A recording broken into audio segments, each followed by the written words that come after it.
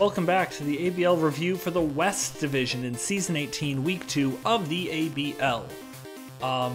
So, I'm gonna go get right out of the gate here and say that, you know, the West Division doesn't give the most exciting battles. I've just been sitting here for the past, like, 3 or 4 minutes just being like, what should I give marquee match of the week to?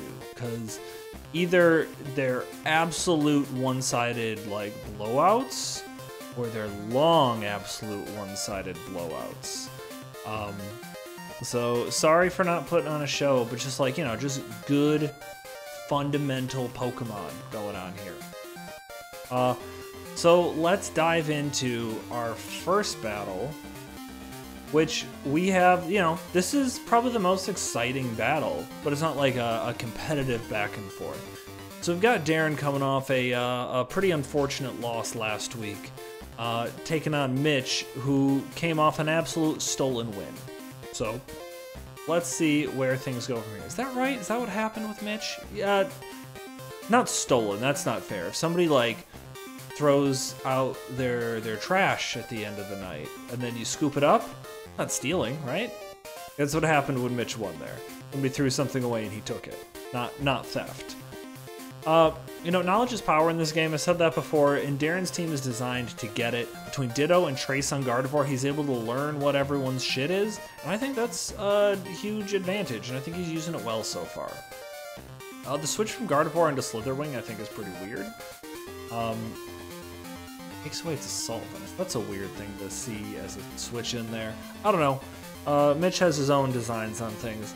I see Dondozo versus Glimmora. Now, you see this Dondozo go down immediately to this Terra Grass Glimmora. And also, another thing you see is that Life Orb Recoil. That looks like a terrible thing for Darren here. But between the fact that he choice spexed or choice scarfed? I think he choice scarfed it. Yeah, the Slitherwing, he can, like, the Slitherwing is less of a mystery now, because it can't really afford to go for, like, first impression.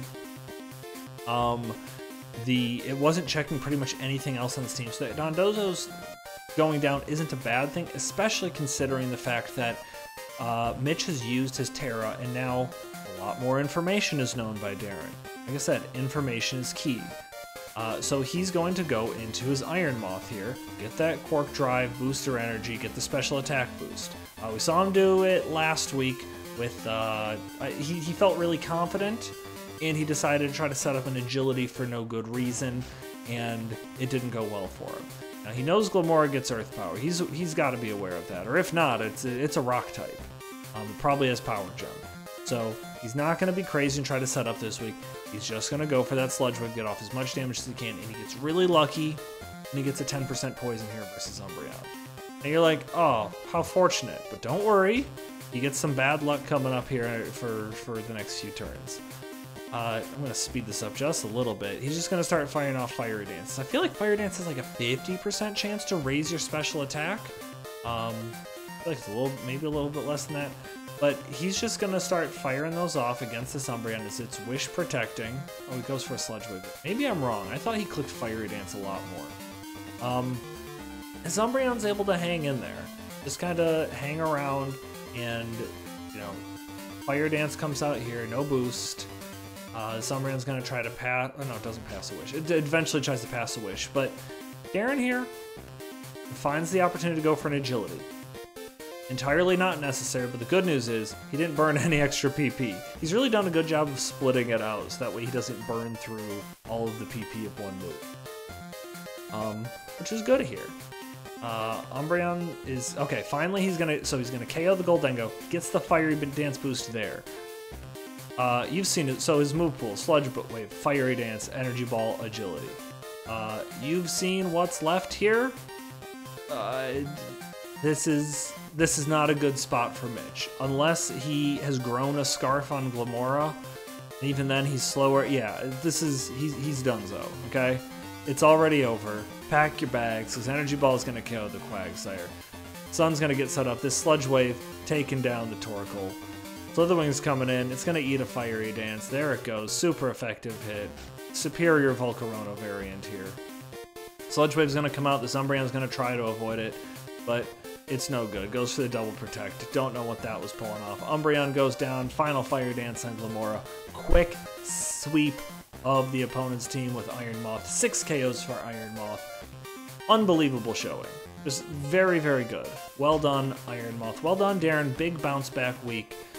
It's a little bit concerning for Mitch here because he opened up pretty slow in the game last week, and he opened up slow this week, and he just got barreled through very quick by someone who's like, I know what I'm going to do to win. And they did it, and they did it fast. So, well done to Darren there. Mitch, you got to look out. It's getting a little dicey here in the mid-season. It's still early mid-season. Okay, so then we've got Zach taking on Drew, the New York Aqua Jets versus the Salem Shadow Balls, learning. Looks like a pretty similar team that Drew brought last week. I think this Charizard was something different week 1. Also pretty similar team from Zach. I think this Indeedee was something different week 1, but not that that's a bad thing. Like, you can go, that's fine to do. So let's hop into it here. We get Skeledirge versus the Fortress. Now, as somebody who's used Fortress before, and I think that it's probably a good idea for Drew to start going like, okay, they're going to predict me to lead with Fortress. How can I counter that? So give that some consideration. It'll at least, like, you start out in a little bit of a momentum sink in these first 2 weeks, where you've started out with a Fire Week Mon, you faced a 4X Fire Week Pokemon. Oh wait, yep, you faced a Pokemon that can hit you 4X effective, then you gotta switch into the Paldean Tauros. This has been exactly what it did in the first 2 weeks. I think it's probably just something to be cognizant of, because you're losing momentum right off the bat. So Rotom Wash comes out. Choose a close combat pretty well, honestly. I think we saw Rotom Wash is taking close combat from Paldean Tauros last week too, just different set. Substitute comes out from Indeedee and the Terra Fighting. This is obviously something to try to get around King Gambit. I like it. I think that's good. Terra Blast pretty well eaten up by the Charizard. Overheat is going to break the sub at the cost of that. Now, that Psychic KOing the Charizard actually bad for Zach here, because he would have easily been able to set up another substitute. Well, maybe, I don't know. He may not have risked it. I don't know. Never mind. I said that, and now I'm regretting saying it, because I don't think it's true.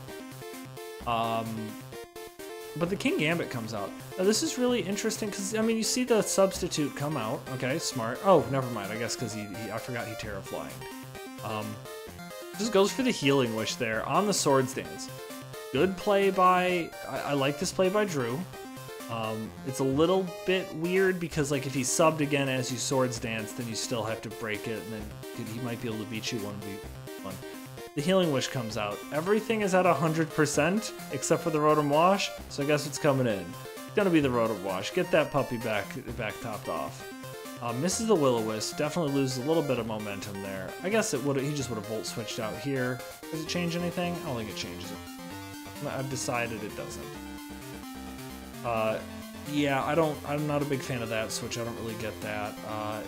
Zach forces a double here. I like this, or at least he's forcing to see what Drew's gonna, how Drew responds.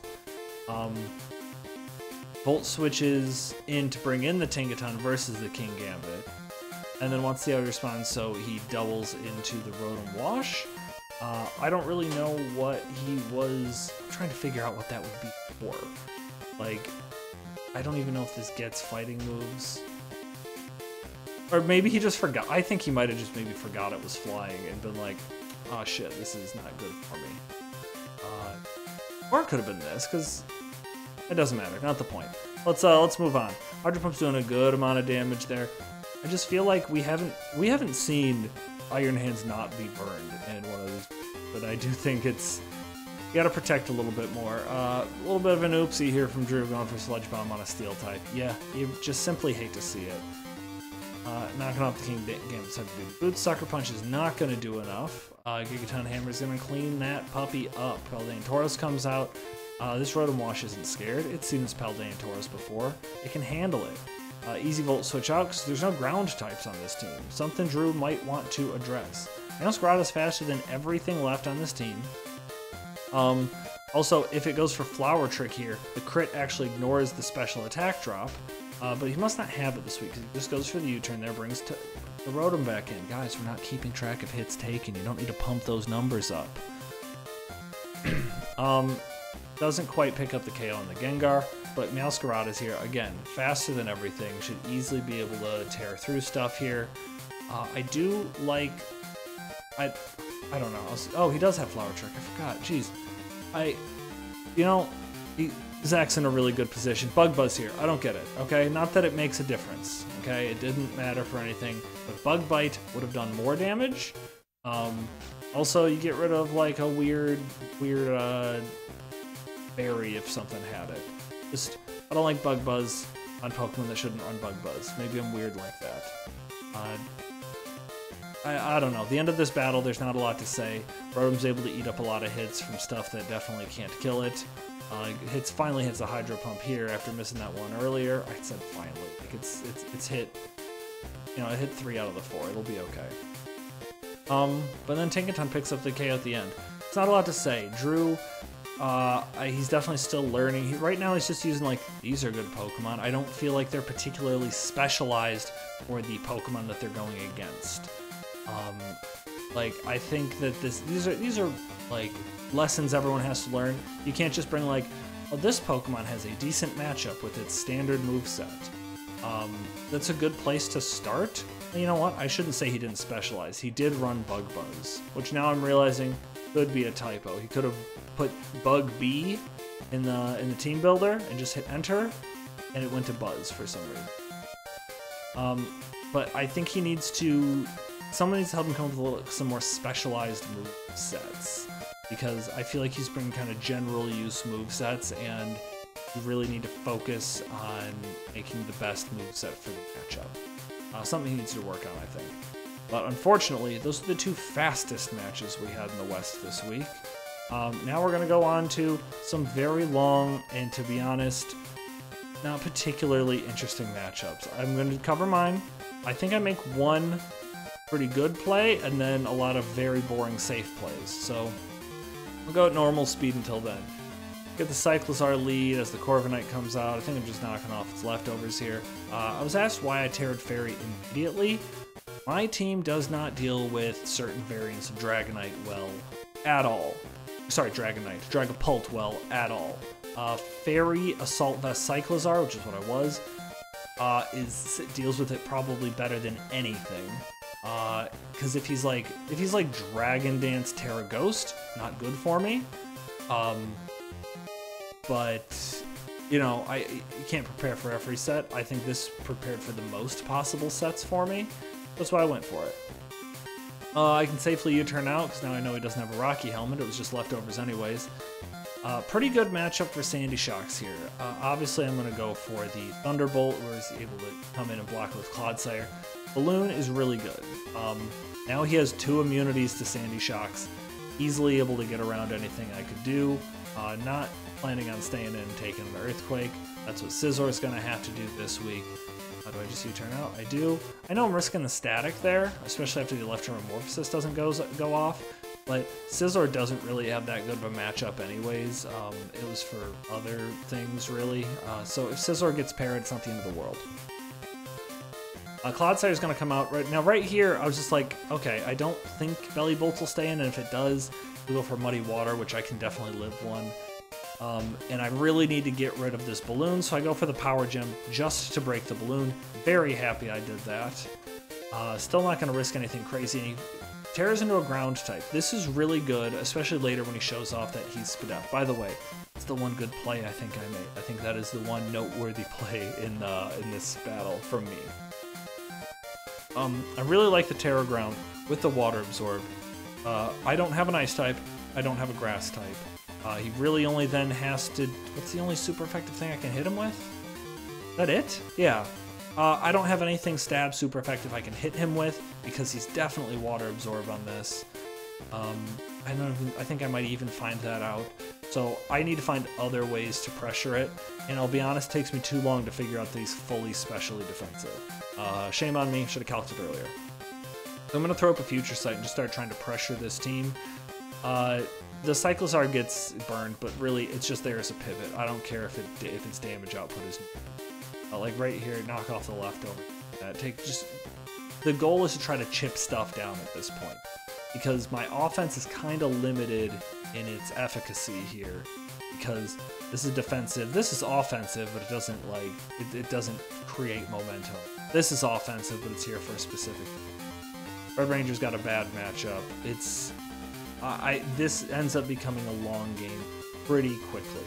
I'm gonna speed it up just a little bit. Low kick comes out to catch the. Does he come out to catch the? Oh no, it's his next turn coming up that he catches the Future Sight. I had to bring fully Fizz-Def Drift Bloom solely because of this mon. Jiminy Cricket here is very scary against my team. Knew we'd be bringing it, knew we'd have first impression. Didn't really predict Life Orb, but definitely something I had to worry about. Kind of wish I had found some opportunity for rocks here. See, Sandshocks comes in, takes that Water Pulse. Not the end of the world. He can fire off a Earth Power here. Do a pretty good chunk to that Clodsire. The drop doesn't help me as much though. I need to start I should have realized sooner. I should have started firing off Psyshocks just to kind of damage stuff, because that did great damage to the dragon. And now I'm starting to get them in a little bit of a loop here between the Regenerators and the U-turners and Volt Switchers. Starting to look good. Surf comes out, KOs the Cricket. Can be a little bit more liberal with how I use Drift Blim now. Yeah, I don't know. I don't have a ton to say. This is a long game with both of us make pretty safe plays. He's keeping his Clodsire healthy with Slack Off and whatnot. I haven't even really seen much of the Corviknight lately. He hasn't had to heal it. See a lot of this. I'm finally trying to find opportunities to bring in Roaring Moon and start pressuring his team and getting off some damage. That's what I'm going for. I just need to chip stuff down, force him to use recovers. Rock's going up is enough, because he knows I'm doing a lot of switching. I like his attempt to do that. This mattered a little bit. I don't think I KO with the U-turn, even though I'm at +2. So that did matter a little bit. I don't know what he went for on this turn. He's probably going for Slack Off and all, like, realistically. That wouldn't have changed what I did. I still would have gone Cyclozar and probably Rapid Spun. Or knocked off, 1 or 2. Probably Rapid Spun. Because even if he comes in and blocks it with Dragapult, I can KO with knock off afterward. I do think that this definitely accelerates the game significantly. You can see me come. I'm just going to try to spin. Corviknight comes in. That's an easy spin. I don't want these rocks here. I need to switch a lot, and I don't have heavy-duty boots on everything. Once he shows off this, I know that I can get around. Yeah, I can get around the Corviknight that way. I'm not really that scared of a body press set. I don't know what his other move is. Interesting. A Destiny Bond comes out. I know how to play around that. I'm a Destiny Bond veteran. An opportunity to come with Moon. I'm glad to see Future Sights getting KOs. I'm Scarf Roaring Moon again because I'm scared of Dragapult. Really need to figure out a way to get around this mod. Does pretty well versus my team. At this point, so unfortunately, I'm gonna kind of I guess I'm gonna put on Hyper Fast now because this battle's another 40 turns. I'm just gonna try to Thunder Wave Hex get through this. I got Strength Sap, so I can. At this point, I know that I'm having trouble dealing with these two Pokemon because, like, Sandy Shocks would be my best way to deal with Corviknight, but I can't really bring it in because then it just invites in the Clodsire, which I can't beat. Specs, so I have to click Thunderbolt against the Corviknight, and I have to click Earth Power versus the. It's not a good situation to be. So my goal now is just keep chipping both of these things until they have to use up all their Slack Offs and boosts. Not fun. It's not good to watch. I do end up finally end up making an aggressive play and flamethrowing the incoming Corviknight, so that way I can put more pressure on this Clodsire. Yeah, I needed to make aggressive plays quicker than I did in this game. get the burn there, so I'm pretty much safe. Like, at this point, it's locked up. I don't think there's a way I can lose, but this has shown me some issues with my team that I really need to address in the future. But I'm honestly, like, Mike played well here. I think he got a little bit unlucky, and I just think my team had the play style was difficult for him to deal with. I'll just leave it at that. I come away with a win. Mike didn't play bad by any means, but I think he's still searching for a win. But you know what? Him and Drew, both of this is true of them, the schedule gets easier from here. There's 2 undefeated teams in the West, and they already have both of them off of their schedules. So that's good for it. But it's time to talk about our marquee match of the week. Marquee match of the week. Now we have a theme. Our marquee match of the week this week is Chris and the Kalamazoo Kabutops. Oh, that's so fun to say. Taking on Dakota and the London Dragonites. Fun fact about this game, we'll just dive into it now. So every once in a while, Showdown has to reset their servers. When they do this, they want all the battles to be finished with it, so nobody can start new battles once they start timing out the server. And I learned this time, they automatically put the timer on in all battles that don't have the timer on. That way people just can't sit in there forever.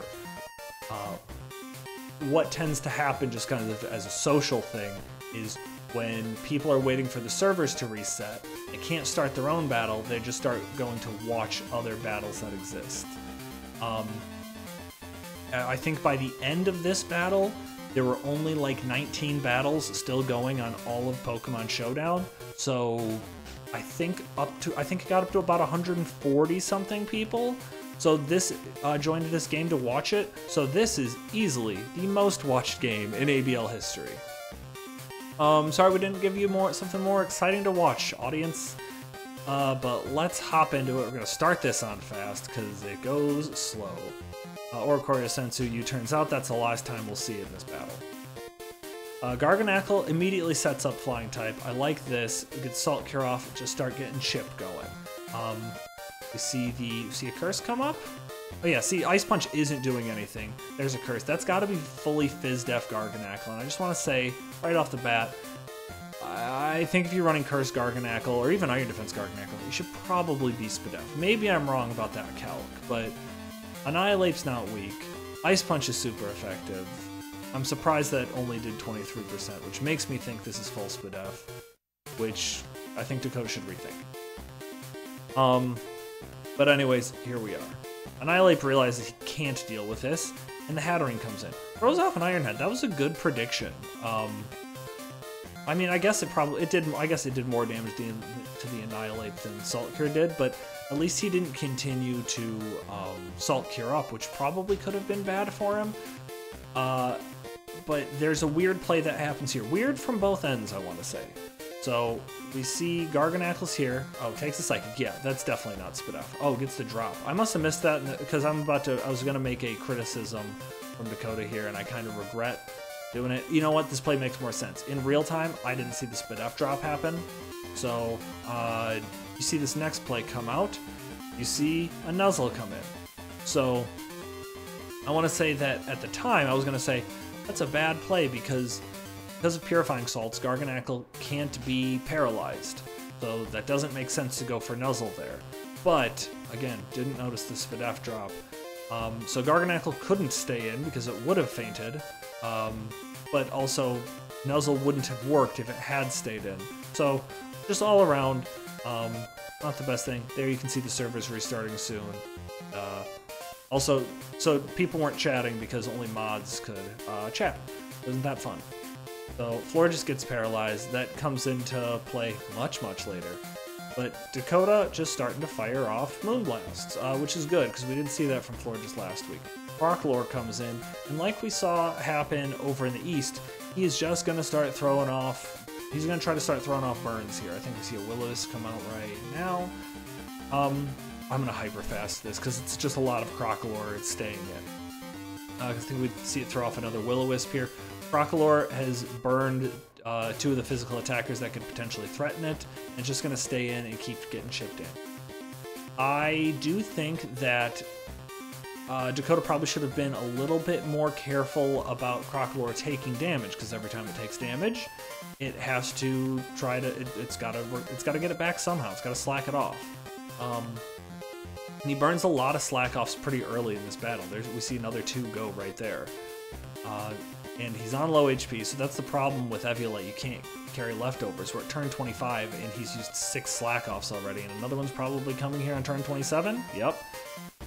He's only got 1 left, and granted, there's just not a lot left for Crocolore to do, and I also think plenty of other things could have checked this, especially after that Annihilate was burned. You could have gone back into Garganackle and recovered. I don't know why all the burden was on Crocolore. You also could have gone Glaceon, not really afraid of anything. There, now you went into Florges. That was good. You turn out, Moonblast does a good chunk to Brute Bonnet. Already at this point, I want to say I think Chris probably can't win.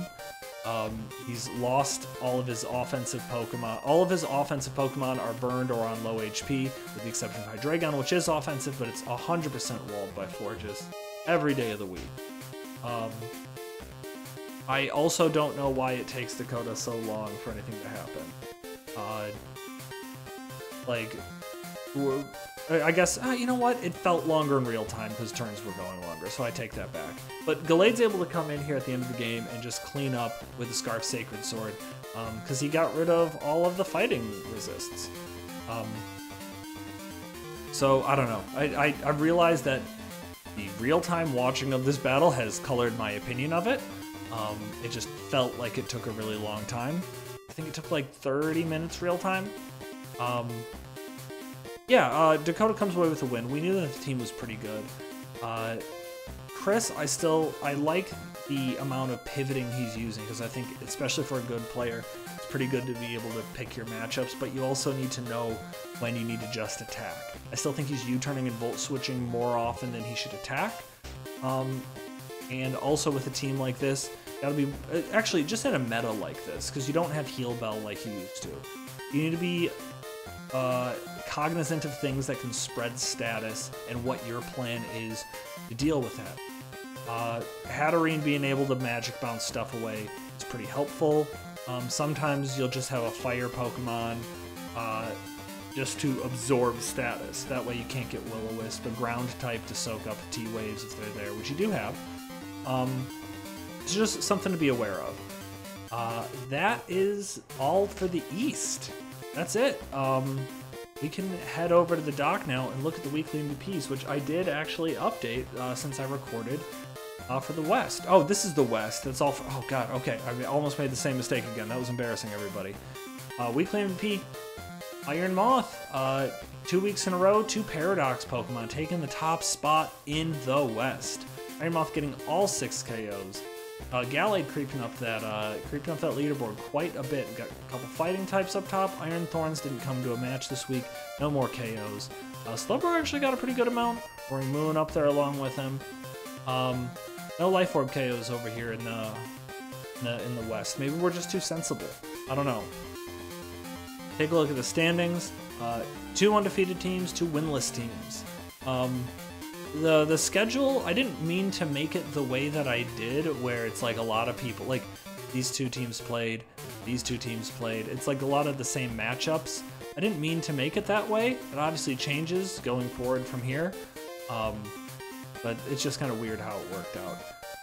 Speaking of the schedule, here's next week. So I'm taking on Zach. I'm hoping that's going to be a good match. Always fun to face Zach. Got Washington taking on Salem. Unfortunately, one team is still going to end up being a 0-3 team. One team is still going to be searching for a win going into week 4. Detroit versus London. Darren versus Dakota. I think they're both 1-1. Yes, everyone else is. So, Dakota, I talked to him at the beginning of the season about like what his expectations were, and I really think he needs to try to get a win here if he wants to have a good shot at achieving the goals that he had set for himself. Michigan versus Kalamazoo. I've already received word that this might be... Is this right? I received word that Chris might not be able to play, but also I got that word from Mike. I need to talk to them about that and make sure they know who they're supposed to be playing, because they're supposed to play in week 4. So we'll cover that later. But that's all for the West, folks. Thank you all for listening to the ABL review of the West, and we'll see you next week.